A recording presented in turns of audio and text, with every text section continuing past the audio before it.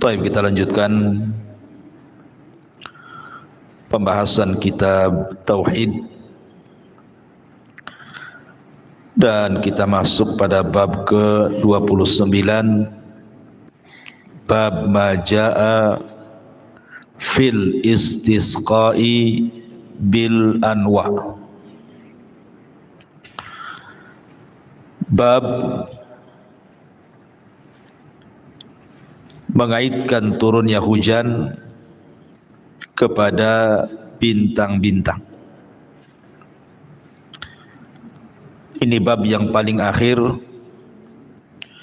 bicara tentang dunia perdukunan. Pada minggu-minggu yang lalu kita sudah menjelaskan tentang bab seputar tanjim, orang-orang yang meramal menggunakan zodiak perbintangan. Tapi bab ini lebih khusus lagi mengaitkan turunnya hujan kepada bintang, atau menisbatkan turunnya hujan kepada peredaran bintang yang 28 itu.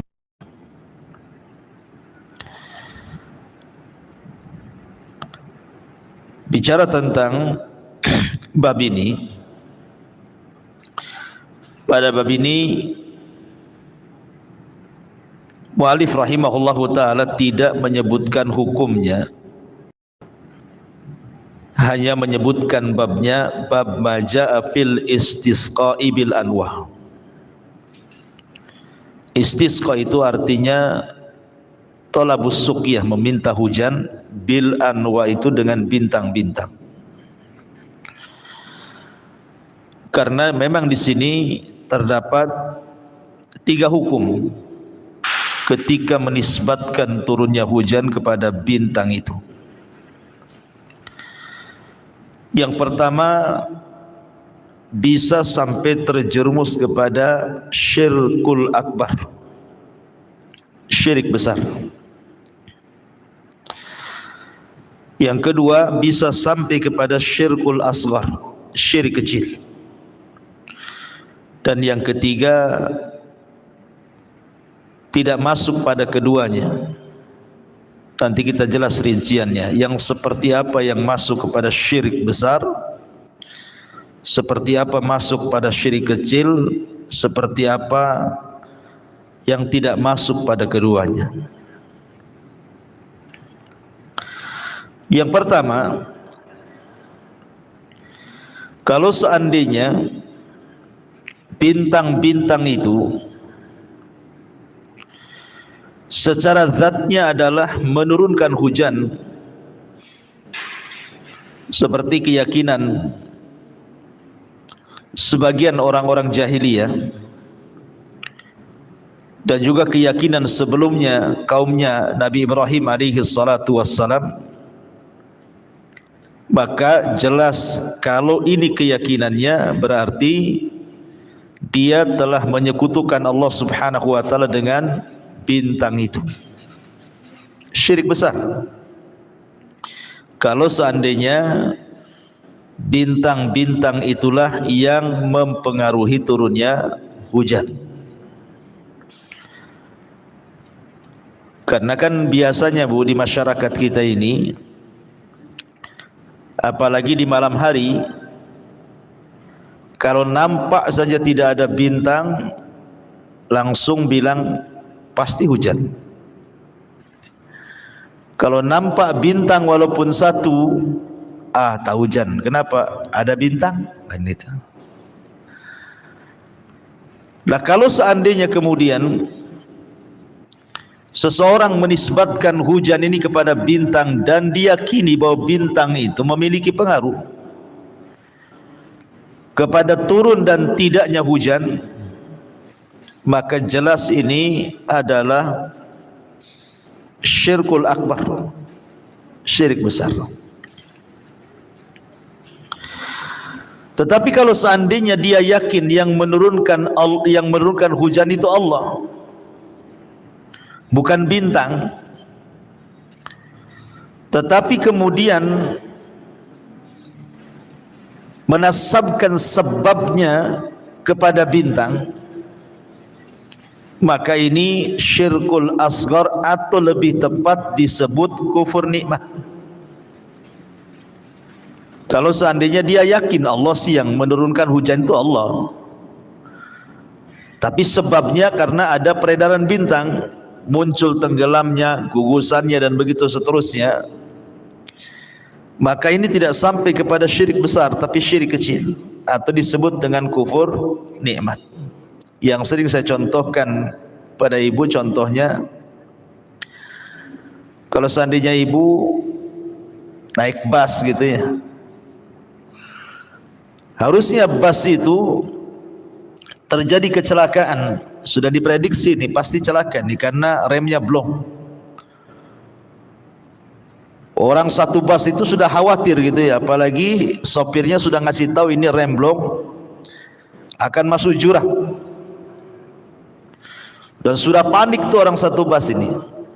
Tiba-tiba dengan keahlian sang sopir, kemudian bus itu tidak masuk ke dalam jurang. Kemudian berkata orang-orang yang di bus ini, yakin bahwa yang menolong mereka, menyelamatkan mereka sehingga bus itu tidak masuk ke jurang adalah Allah. Yakin Allah yang menyelamatkan. Cuman kemudian lisannya kufur nikmat dan mengatakan, kalau bukan karena Pak Sopir, kalau bukan karena kehebatan Pak Sopir dan kehandalannya, tentu kami sudah nyungsep di jurang.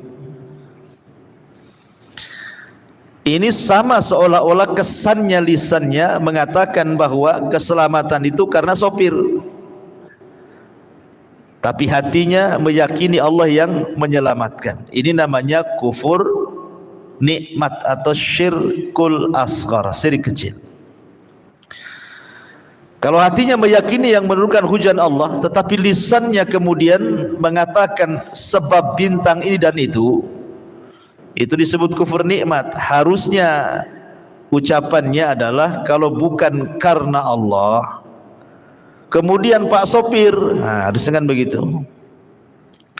Tapi kalau kemudian langsungan main untung punya Pak Sopir bagus, nggak celaka kita. Nah, jadi lisan ini memang dalam Islam kalau menyerempet kepada kesyirikan maka keras hukumannya. Itu disebut kufur nikmat ya. Karena yang kedua ini tidak menasabkan hujan kepada bintang, tidak, cuman menjadikan sebab turunnya hujan kepada bintang dan dia yakin Allah yang menurunkannya, makanya hukumnya lebih rendah lagi. Kemudian yang ketiga yang tidak termasuk kepada dua perkara tersebut, kalau seandainya turunnya hujan itu tidak dinisbatkan kepada peredaran muncul tenggelam bertemunya bintang, atau tidak mengatakan ini sebab bintang dan itu, tetapi bertepatan dengan munculnya bintang ini turun hujan, itu tidak apa-apa. Sama dengan umpamanya turun hujan di hari Rabu, bertepatan dengan hari Rabu. Turun hujan di bulan November bertepatan di bulan ini. Turun hujan ketika muncul ini, ya bertepatan ketika munculnya, bukan mengatakan bahwa bintang itu yang menurunkan hujan, atau bukan karena bintang itu penyebab turunnya hujan. Nah, kalau yang ketiga tidak ada masalah, karena dalam bahasa Arabnya juga beda gitu ya. Kalau yang dilarang itu menggunakan ba al-istisqa'u bil anwa, tetapi kalau yang dibolehkan menggunakan fi itu artinya dzarfiyah, menunjukkan waktu, al-istisqa fi al-anwa. Taib, kita masuk pada babnya supaya lebih jelas lagi dan tidak bingung. Mu'allif rahimahullahu ta'ala kemudian menyebutkan beberapa dalil dari Al-Quran dan Sunnah Nabi Sallallahu Alaihi Wasallam. Allah Subhanahu Wa Taala berfirman, wa taj'aluna rizqakum annakum tukadzibun, dan kalian membalas rizki yang telah dikaruniakan kepadamu dengan cara mendustakannya. Al-Waqiah ayat 82. Dan kalian membalas rizki yang dianugerahkan Allah kepada kalian dengan mendustakannya. Harusnya kalau mendapatkan rizki dari Allah itu bersyukur dengan cara menisbatkan nikmat itu dari Allah. Wa ma bikum min ni'matin faminallah. Artinya apapun nikmat yang datang kepada kalian itu semua datang dari Allah. Berarti syukurnya harus kepada Allah yang memberikan nikmat. Kalimat rizqakum wa taj'aluna rizqakum, dan kalian membalas rizki yang Allah anugerahkan kepada kalian. Ada yang mengatakan rizqakum di sini artinya hujan, karena hujan juga bagian daripada rizki. Wa fis samai rizqukum wa ma tu'adun, dan di langit itu tersimpan rizki kalian. Maksudnya sebagian ahli tafsir mengatakan bahwa rizqukum dalam ayat itu artinya hujan, karena hujan itu bagian daripada rizki. Kenapa hujan itu bagian daripada rizki? Karena dengan hujan inilah akhirnya tanaman-tanaman jadi subur, kemudian berbuah, dan buahnya kita bisa makan. Kemudian cuaca panas jadi sedikit adem, sehingga kita bisa merasakan kenyamanan cuaca. Atau sebagian ibu-ibu kan itu ya, akhirnya nampung air, bisa nyuci, bisa mandi. Sumur-sumur yang tadinya kering akhirnya banyak gitu ya, penampungan air kayak di Batam ini ATB jadi debitnya penuh. Jadi hujan itu rizki, karena hujan sendiri disebutkan dalam sebuah hadis adalah rahmat, turunnya rahmat. Jadi hujan itu tempat turunnya rahmat. Makanya kenapa Bu, kalau sedang hujan, baik hujan kecil atau hujan deras, berdoa Bu kepada Allah Subhanahu wa ta'ala, karena saat itu rahmat sedang turun. Kemudian yang kedua, ucapkan dalam bentuk syukur kita karena hujan ini seperti yang diajarkan Nabi SAW. Ibu katakan, mutirna bifadlillahi wa birahmati. Hujan turun kepada kita karena karunia dan rahmatnya. Katakan seperti itu. Kalau ada hujan Bu, langsung ibu katakan mutirna bifadlillahi wa rahmati. Atau ibu katakan Allahumma sayyiban nafi'ah. Ya Allah, jadikan hujan ini menjadi hujan yang bermanfaat. Tapi kalau seandainya hujan ini nampaknya membahayakan, maka ibu berdoa kepada Allah Subhanahu wa ta'ala agar hujan ini dipindah ke bukit-bukit, ke gunung-gunung, ke lembah-lembah. Allahumma hawalaina wala alaina. Ya Allah, jangan timpakan hujan ini menjadi musibah bagi kami, tapi tempatkanlah musibah ini di gunung, hujan ini di gunung-gunung, di bukit tempat tumbuh-tumbuhan, lembah-lembah. Ibu katakan seperti itu. Kalau sudah nampak nih hujan ini membahayakan. Jadi semua ada tuntunannya ketika turun hujan itu. Intinya hujan itu datang dari Allah, dan hujan itu bagian daripada rizki dari Allah. Maka jangan mendustakan rizki yang Allah anugerahkan kepada kita dengan cara menisbatkan hujan itu kepada bintang. Kemudian juga Mu'alif rahimahullahu ta'ala setelah itu membawakan hadis dari Abu Malik al-Ash'ari radhiyallahu anna Nabiya sallallahu alaihi wasallam yaqul arba'un fi ummati min amril jahiliyah la yatrukuhun.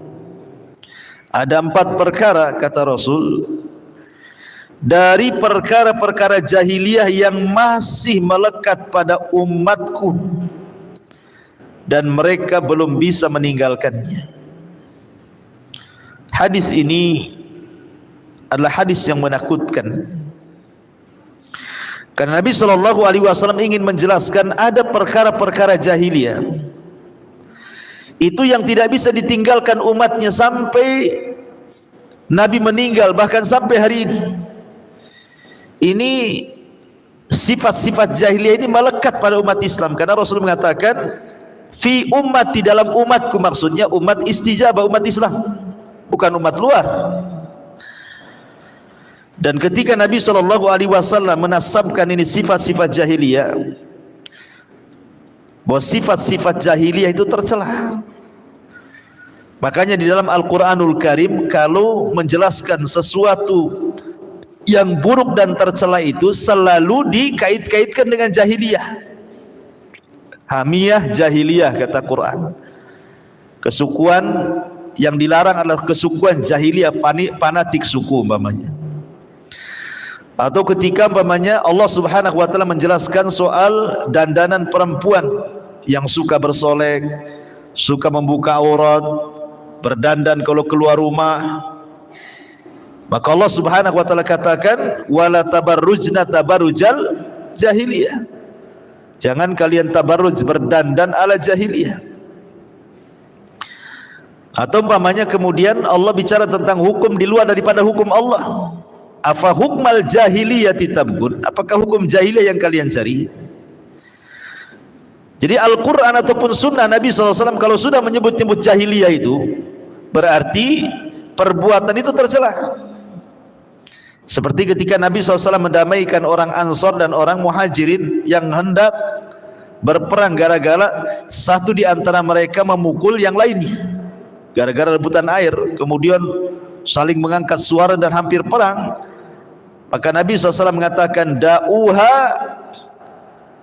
tinggalkan oleh kalian, fa inna fikum ru'un minal jahiliyah, da'uha fa innah muntinah. Kata Rasul, pada kalian masih ada watak-watak jahiliyah, tinggalkan, jangan bertengkar lagi kata Nabi. Sekali lagi kalau disebut jahiliyah berarti tercela tuh, karena penisbatan kepada jahiliyah sendiri tidak ada orang mau. Pamannya ibu dikatakan orang jahil kan marah, walaupun pamannya ya tidak pintar-pintar amat gitu ya, tapi kalau dibilang bodoh kan tersinggung juga ibunya. Jahil itu kan artinya bodoh, jahiliyah itu karena orang-orang bodoh. Nggak ada orang yang mau disebut jahiliyah gitu. Lah ketika kemudian Rasul menisbatkan perkara ini kepada perkara jahiliyah, berarti memang perkara ini sangat dahsyat. Rasul sallallahu alaihi wasallam ingin menjelek-jelekan perbuatan ini, memburuk-burukan perbuatan ini supaya manusia jangan sampai masuk kepada 4 perkara ini. Apa saja 4 perkara ini? Yang pertama kata Rasul, al-fakhru fil ahsab. Yang pertama, bangga dengan nasab. Yang kedua, wa ta'nu fil ansab. Kemudian mencela garis keturunan. Kemudian yang ketiga, ini syahidnya, wal istisqa'u bin nujum, menisbatkan hujan kepada bintang. Dan yang terakhir, yang keempat, an-niyahatu, seorang wanita yang meratap, seseorang wanita yang melakukan niyaha, ratapan ketika kena musibah.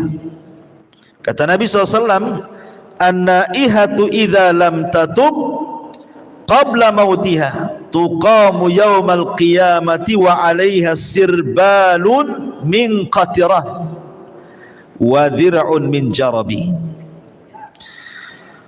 Wanita-wanita yang meratap kepada mayat Jika dia tidak bertobat sebelum ajalnya, maka dia akan dibangkitkan dari kuburannya pada hari kiamat dan akan dipakaikan padanya lumuran-lumuran tembaga yang sangat panas, yang sangat busuk, yang sangat melekat di badan dan sangat membakar. Tidak cukup sampai di situ, kemudian dia dipakaikan baju besi ataupun mantel yang bercampur dengan penyakit yang sangat gatal. Itu bahasa kita mungkin penyakit kudis gitu, gatal semua, udah panas gatal gitu. Lihat, azabnya luar biasa. Yang pertama kata Nabi SAW, al-fakhru fil ahsab.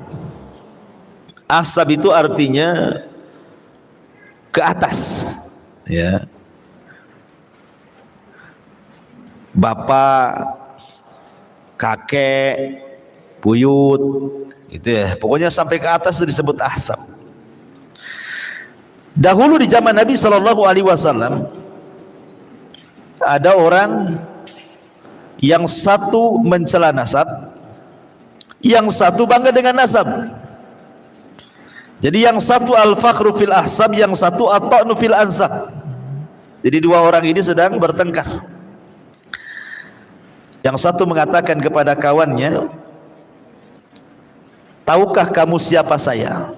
Bangga dia, sombong. Tahukah kamu siapa saya? Kemudian dia mencela kawannya, amma anta fala ummalaka. Adapun engkau saya tahu kamu ini turunan siapa. Kemudian yang sombong dengan nasabnya dia mengatakan, saya loh, ana fulan ibnu fulan, fulan ibnu fulan, fulan ibnu fulan. Disebutkan kakek buyutnya sampai ke atas beberapa orang dengan sangat sombongnya, karena merasa mungkin kakek buyutnya mungkin orang-orang hebat, para pejabat, para pahlawan mungkinnya. Kamu tahu nggak kalau saya ini turunan raja ini, raja itu sampai ke Majapahit, kan itu. Atau umpamanya, tahu nggak saya ini putra ini itu sampai ke Hayam Wuruk sana. Jadi dia bangga gitu ya. Dicela kawannya. Adapun engkau pasti kamu tidak sehebat keturunan saya.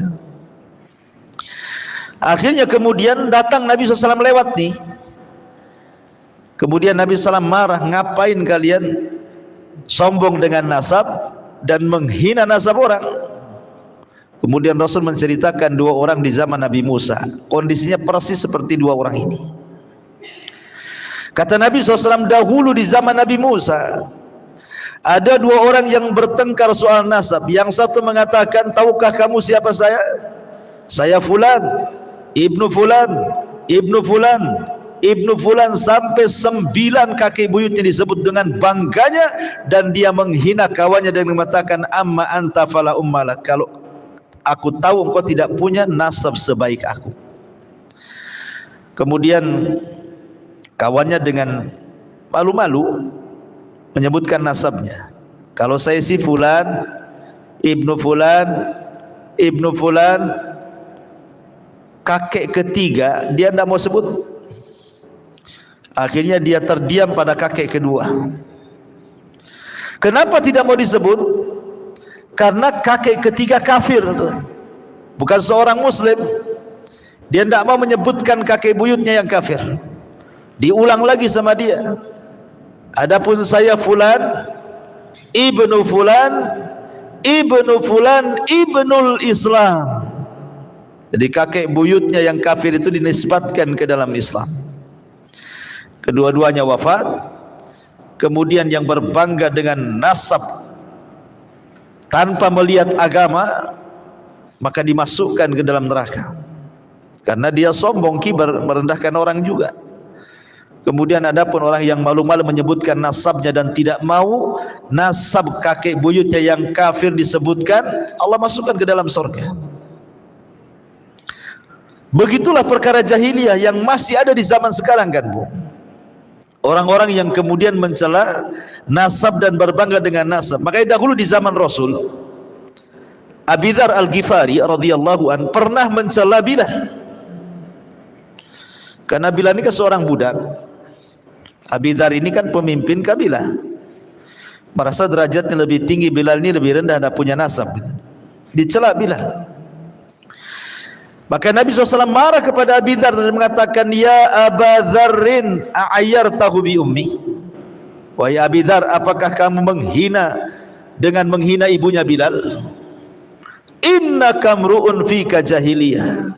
Sesungguhnya dalam dirimu masih ada sifat jahiliyah, kata Nabi. Tidak boleh seseorang itu membanggakan dengan orang tua dan menghina orang tua orang lain dengan mengatakan, paling bapakmu itu tukang ya, bapakmu itu ya tukang ngantar-ngantar COD. Bapak saya lihat tuh lagi tugas di Polda katanya. Nah, ini kan, ini menghina nasab orang, berbangga dengan nasab sendiri. Kan ada itu anak pejabat yang sombong-sombongan di jalan, ugal-ugalan gitu ya. Kemudian ketangkap polisi, marah-marah gitu. Ya, kenapa bapak tangkap saya? Saya ini anak DPR gitu. Kan ada ya, orang yang bangga kayak gitu ya. Jadi terkadang masih ada, bahkan di lingkungan yang kecil, umpamanya di yayasan atau di masjid, mungkin anak ketua yayasan gitu ya. Kau jangan macam-macam ya, aku nih lo anak ketua yayasan di sini. Nah, ini kan sama juga. Jangan macam-macam, saya anak RT di sini. Baru anak RT udah bangga nih. Jadi jangan sampai kemudian seseorang sombong, nggak boleh. Itu perkara jahiliyah, itu tidak boleh kayak gitu. Berbangga dengan nasab dan merendahkan nasab turunan orang. Adapun kalau dalam bentuk ikhbar, penghabaran sih nggak apa-apa.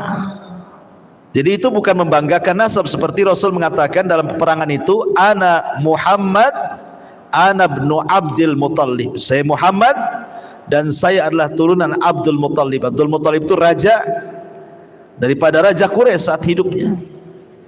Jadi kalau sifatnya menghabarkan tidak apa-apa. Umpamanya ibu ditanya, ibu ini orang mana ya? Kok saya agak kenal? Iya, saya ini anaknya si Anu. Jadi bapak saya punya bapaknya si Anu. Itu yang punya pom bensin. Ya kan? Kalau hanya menghabarkan saja, tidak ada tendensi pribadi ya. Hanya orang ditanya ya jawab gitu saja. Tidak ada di situ niat merendahkan nasab orang. Tidak ada juga membanggakan nasab sendiri. Hanya menghabarkan karena ditanya ya tidak masalah. Tetapi kalau sudah ada tendensi, sudah ada kepentingan pribadi, kemudian ada niat-niat yang kurang bagus ya. Seperti mamanya mengaku walinya, mengaku saudaranya. Kan banyak di Batam nih, saya itu saudara si Anu loh, padahal tidak ada tuh. Ngaku-ngaku aja tuh saudaranya si Anu tuh ya. Kadang-kadang kan seperti itu, mamanya mau ngurus apa gitu ya, KTP atau SIM atau apa gitu kan, ngomong saya masih keponakannya si Anu tuh katanya. Tolong dipermudah katanya. Itu kan ngaku-ngaku namanya, nyambung nasabnya dengan si Anu itu ada kepentingan ya. Atau bahkan yang lebih itu, ada kepentingannya itu hanya untuk popularitas, seperti mamanya ngaku Habib, turunan Nabi, modal mancung saja gitu ya, modal Arab. Kan orang Indonesia bisa dibodohi ini kan, umpamanya hanya kepentingan saja. Itu nggak boleh masuk pada sabda Nabi SAW, al-fakhru fil ahsab wa ta'nu fil ansab. Termasuk juga tidak boleh mencela orang tua orang lain. Nanti anak yang punya orang tua mencela orang tua kita lebih jahat dibandingkan kita mencela orang tua orang lain itu. Itu masuk juga di sini, mencela nasab. Oh, dasar bapakmu, ya patutlah anaknya kayak gini, yang bapaknya aja kayak gitu. Jadi terkadang kesalahan anak, umpamanya anaknya mencuri, Yang dicela bukan anaknya, bapaknya. Oh, dasar, patutlah bapaknya garong, anaknya nyuri jadinya. Tidak boleh, Bu ya. Nah, nanti anaknya ini bisa mencela orang yang mencela. Orang tuanya bisa dicela jauh lebih jahat dibandingkan ketika dia mencela ayahnya atau ibunya atau kakeknya atau neneknya. Dan itu nanti masuk pada bab durhaka kepada orang tua tanpa secara langsung. Kita tidak mencela orang tua kita, tetapi orang yang mencela orang tua kita disebabkan kita mencela orang tua dia.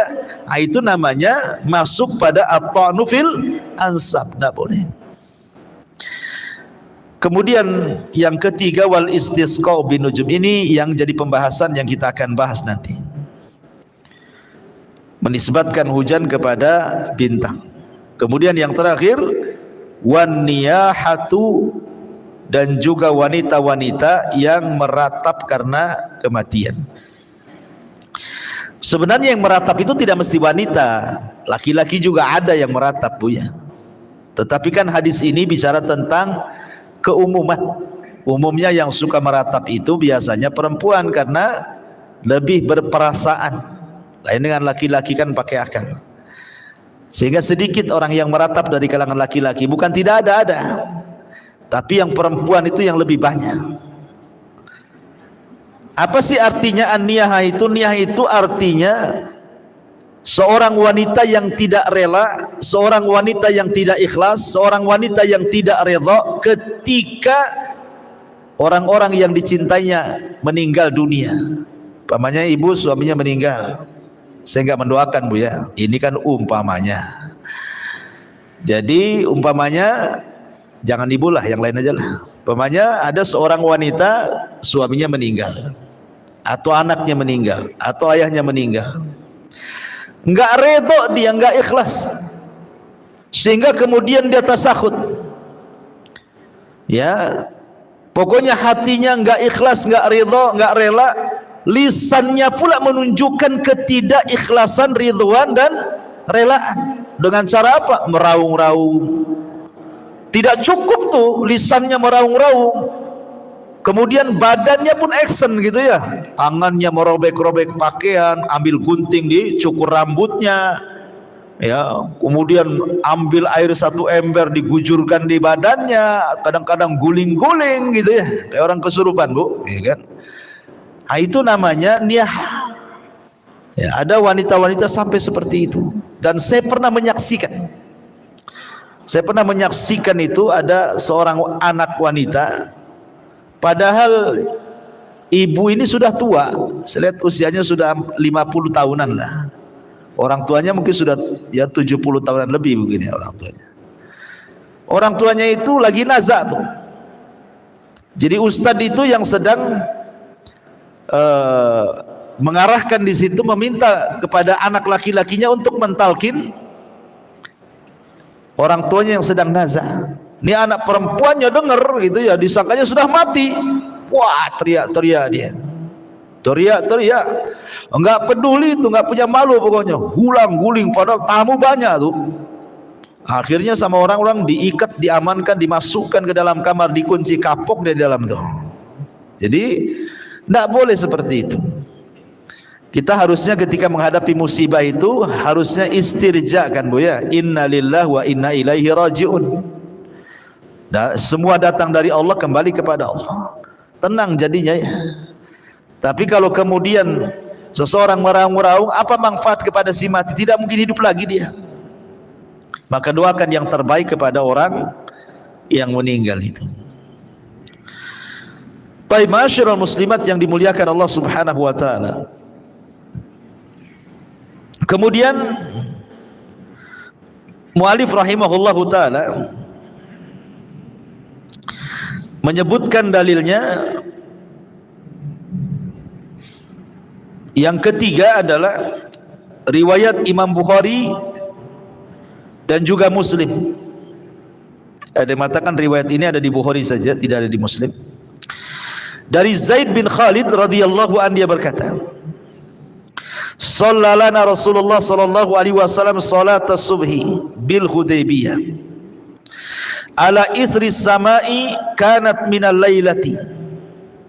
Falamman sarafa aqbala 'alan nas faqala hal tadruna madza qala rabbukum qalu Allahu wa rasuluhu a'lam qala asbaha min ibadi mu'minun bi wa kafirun fa amma man qala mutirna bi fadlillah wa rahmatihi fadzalika mu'minun bi wa kafirun bil kaukab wa amma man qala bi nau'i kadza wa kadza fadzalika kafirun bi wa mu'minun bil kaukab.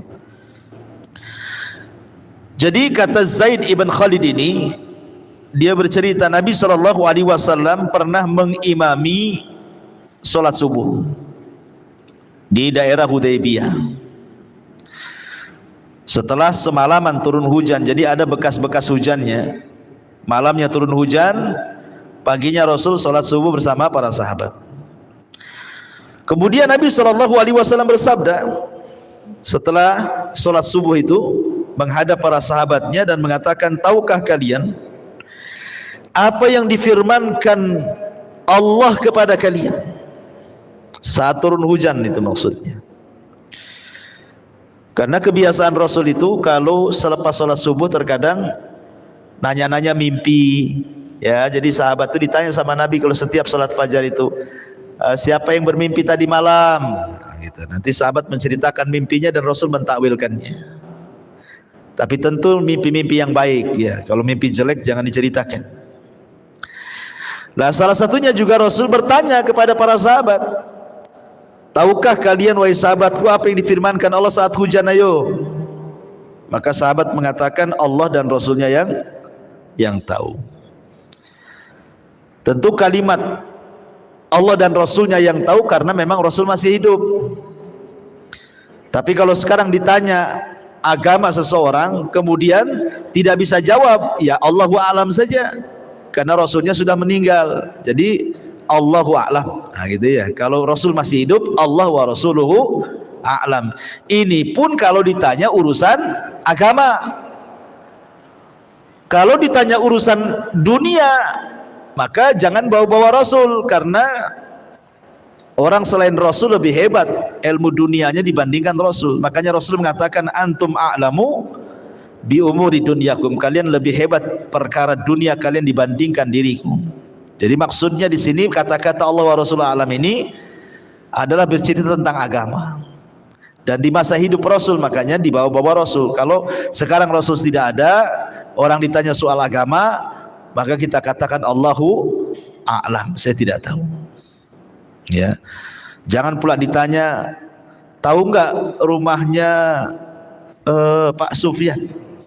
Oh, Allah wa rasuluhu a'lam. Janganlah ibu ngomong begitu, ya. Ya. Jadi tidak ada kaitannya. Jangan bilang itu, Rasulnya nggak ada, sudah meninggal. Ya bilang aja saya tidak tahu, Allahu a'lam, saya mungkin di situ mungkin. Nah, gitu kan. Ya. Taib. Maka Nabi SAW mengatakan, memberikan etika apabila turun hujan. Kata Nabi SAW, di pagi hari ada hamba-hambaku yang beriman kepadaku, tapi ada juga yang kafir. Maksudnya di pagi hari yang malamnya hujan. Jadi malam itu hujan deras, kemudian paginya sudah reda, ya ada bekas sisa-sisa genangannya gitu ya. Jadi kata Nabi SAW, di pagi hari ada hamba-hamba Allah itu yang mukmin dan kafir. Adapun yang mukmin ketika dia mengatakan mutirna bi fadlillahi wa rahmatihi, oh kami semalam dihujani karena karunia dan rahmat Allah. Kalau dia ngomong begitu berarti dia sedang beriman dengan Allah dan kafir dengan bintang-bintang. Tapi kalau kemudian dia ngomong mutirna bi nau'i kada wa kada, bahwa kami dihujani dengan bintang ini dan itu, maka inilah kafir dengan diriku dan beriman kepada bintang-bintang. Tadi sudah saya jelaskan ada dua hukum. Hukum yang pertama, kalau hujan dinisbatkan kepada bintang, bahwa bintang itulah yang menurunkan hujan dan tidak dilibatkan Allah di situ, berarti syirik besar. Tapi kalau dia yakin Allah yang menurunkan hujan, tetapi disebabkan peredaran bintang itu kemudian turun hujan, berarti syirik kecil. Nah, itulah bedanya di sini ya. Ya, bedanya hanya sekedar menjadikan sebab, sama mengatakan bahwa bintang itu pelaku. Kalau bintang itu pelaku berarti syirik besar. Tapi kalau bintang itu hanya sebab saja berarti syirik kecil. Nah, gitu ya. Itu perbedaannya. Tapi kalau bintang itu tidak dijadikan pelaku dan tidak dijadikan sebab, hanya hujan bertepatan dengan bintang itu, maka itu tidak apa-apa. Sama dengan kita ngomong hujan bertepatan hari Sabtu, enggak apa-apa, bukan hari Sabtu yang menurunkan hujan. Ya. Jadi inilah rincian para ulama. Ma'asyiral muslimat yang dimuliakan Allah Azza wa Jalla. Kemudian juga Imam Bukhari dan juga Muslim meriwayatkan dari Ibnu Abbas radhiyallahu anhuma yang semana dengan hadis sebelumnya. Wa qala ba'duhum laqad sadaqa naw'u kadza wa kadza fa anzalallahu hadhil ayah fala uqsimu bimawaqi'in nujum wa innahu laqasamun law ta'lamuna adzim innahu laqur'anun karim fi kitabim maknun la yamassuhu illa almutahharun tanzilun min rabbil alamin afa bihadzal hadithi antum mudhinun wa taj'aluna rizqakum annakum tukadzibun. Dan berkata sebagian mereka, sebagian manusia, sungguh telah benar bintang ini dan bintang itu. Jadi ketika di zaman jahiliyah ada yang kemudian menisbatkan hujan itu kepada bintang dan mengatakan sungguh telah benar bintang itu yang menurunkan hujan, bintang ini yang menurunkan hujan, dan begitu seterusnya. Maka turunlah ayat Al-Quran membantah mereka. Lalu aku bersumpah dengan tempat-tempat beredarnya bintang-bintang. Fala uqsimu bimawaqi'in nujum. Aku bersumpah dengan tempat-tempat beredarnya bintang-bintang. Wa innahu laqasamun law ta'lamuna adzim. Dan sesungguhnya itu benar-benar sumpah yang besar sekiranya kamu mengetahuinya. Innahu laqur'anun karim fi kitabim maknun la yamassuhu illal mutahharun. Dan ini sungguh Al-Quran yang sangat mulia dalam kitab yang terpelihara Lauhil Mahfud, tidak ada yang menyentuhnya selain hamba-hamba yang disucikan, maksudnya para malaikat. Tanzilu mir rabbil alamin, yang turun dari Rabb alam semesta. Afa bihadzal hadithi antum mudhinun. Apakah kamu hendak menganggap remeh berita-berita Al-Quran ini? Wa taj'aluna rizqakum annakum tukadzibun, dan kalian menjadikan rizki yang Allah turunkan kepada kalian tiba-tiba kalian mendustakan. Ini syahidnya di sini bahwa sebelumnya Allah menceritakan bahwa tidak ada hubung kait hujan dengan bintang. Enggak ada hubung kait hujan dengan bintang itu. Ya. Kalau seandainya ada menghubung-hubungkan kait antara hujan dengan bintang sampai mengatakan bintang itu pelaku hujan atau sebab turunnya hujan, maka itu sama dengan taj'aluna rizqakum annakum tukadzibun, menjadikan rizki Allah yang berupa hujan kalian dustakan nikmat itu, kemudian disandarkan kepada selain Allah Subhanahu wa ta'ala. Ya, sering saya analogikan, Bu, kalau seandainya ibu ini baik sama orang, sama anak lah, ibu punya anak, ibu baikin anak itu, ibu sekolahkan sampai perguruan tinggi, dicarikan pekerjaan sampai dapat pekerjaan yang layak, sudah besar digaji jadi orang, dia orang tapi jadi orang lagi, ya.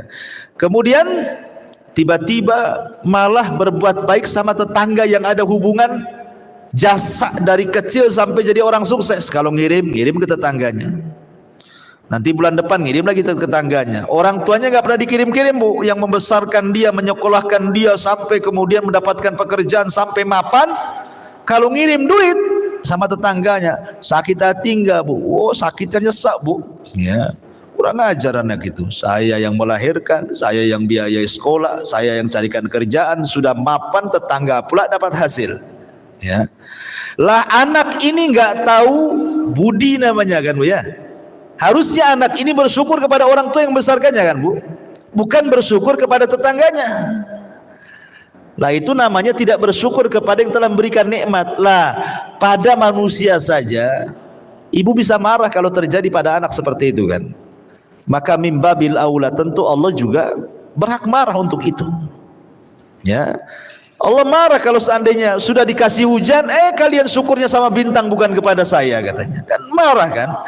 Makanya dihukumi sebagai syirik akbar kalau seandainya kemudian bintang itu pelakunya. Tapi kalau dia hanya menjadikan sebab, ya syirik kecil. Dua-duanya syirik. Ya. Dua-duanya dosa. Makanya di sini Allah mengajarkan kepada kita, hendaklah kita jangan menjadikan rizki yang Allah anugerahkan itu dibalas dengan mendustakan rizki itu dengan menasabkan kepada selain yang memberikan rizki. Maka dari sini menunjukkan bahwa ucapan manusia di masyarakat itu harus dijaga. Kalau sudah masuk ranah tauhid, ranah akidah Bu, tolong ibu sudah ngaji, maka kata-katanya harus lebih terkontrol lagi. Jangan seperti orang awam. Seperti mamanya kata-kata yang biasa dikatakan di masyarakat, mamanya kan, kalau bukan karena kamu, tentu saya ini sudah belangsak ya, sudah kere, udah jadi pemulung. Ya untung ada kamu, saya ke Batam ditolong, sekarang saya sudah punya usaha mapan di sini. Nggak bisa kayak gitu. Ya memang betul. Ya dia yang nolong kita sehingga kita menjadi orang di sini gitu ya. Tapi bahasa akidah itu tidak bisa kayak gitu bahasanya. Harus dirapihkan bahasanya. Bagaimana caranya Bu ngomongnya? Kalau bukan karena Allah, kemudian jangan pakai dan Bu ya. Kemudian kalau dan itu menyetarakan. Kalau bukan karena Allah dan kamu itu tidak boleh. Tetapi harus pakai kemudian. Kalau bukan Allah kemudian, nah gitu ya. Allah dulu, kemudian kamu. Nah, tentu saya ini sudah begini begitu. Nah, supaya jangan sampai kita menasabkan nikmat kepada selain Allah. Walaupun ibu tahu nikmat itu datang dari Allah, ibu tahu sukses itu datang dari Allah semuanya. Sebab orang itulah kemudian tiba-tiba Allah dihilangkan, orang itu yang disebut-sebut. Makanya bahasa tauhid itu semua diutarakan, harus jelas, karena efeknya bisa dosa ya, efeknya itu bisa terjerumus pada syirkul asghar ataupun kufur nikmat, dan dikhawatirkan masuk pada sabda Nabi SAW, wa innal abda la yatakallamu bil kalimati la yulkilaha balan yahwi sahibuha fi nari jahannam. Terkadang ada seorang hamba mengucapkan satu kalimat tanpa sadar, kalimat itu membuat Allah murka, cukup ia dimasukkan oleh Allah ke dalam jahannam. Naudzubillah. Ya, padahal ngomong nggak sadar tuh. Makanya harusnya dibedakan orang yang sudah ngaji dengan yang belum ngaji. Ibu biasakan di masyarakat ngomong begitu itu. Ya, kalau bukan karena Allah kemudian kamu, mungkin tadi kita sudah celaka di situ. Kalau bukan karena Allah kemudian anjing tetangga yang gonggong-gonggong itu udah kebobolan lah rumah saya ini. Nah, kalau bukan karena Allah kemudian Pak polisi ini gitu ya. Nah, tentu saya sudah kerampokan. Begitu bahasanya ditata Bu ya. Jangan main kalau bukan karena kamu, kalau bukan karena kamu. Itu menasabkan nikmat kepada selain Allah. Ini namanya syirik kecil. Ya, dan lebih tepat disebut kufur nikmat namanya.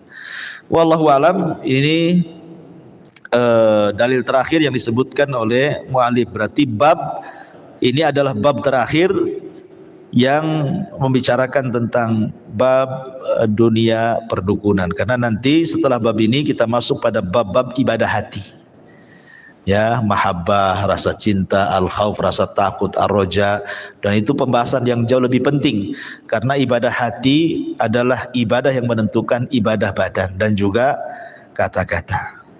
Wallahu a'lam Bu, silakan kalau ada yang mau bertanya.